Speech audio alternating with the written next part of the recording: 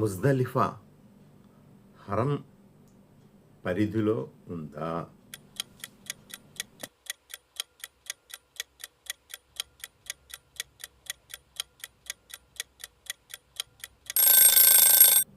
హరం పరిధిలోనే ఉంది.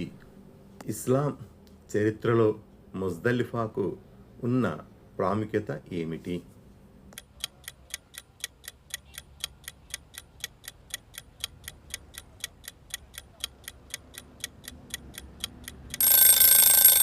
కొన్ని ఉల్లేఖనాల ప్రకారం ఆదం అలైహిస్సలాం, హవ్వ అలైహిస్సలాం ఒకరినొకరు అరఫాత్ మైదానంలో కలుసుకున్నారు. ముజ్దలిఫాలో రాత్రి కూడా గడిపారు.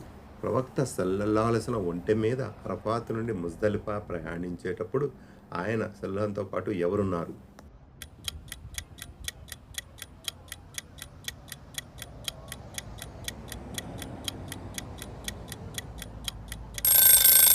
ఉసామా బిన్ జైద్ రజియల్లాహు తఆలా అన్హు.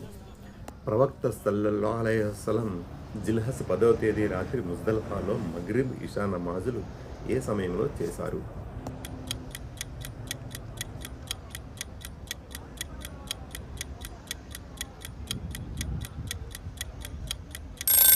ఇషా సమయంలో చేశారు. ప్రవక్త సల్లల్లాహు అలైహి వసల్లం నమాజులో ఏ విధానాన్ని అనుసరించారు?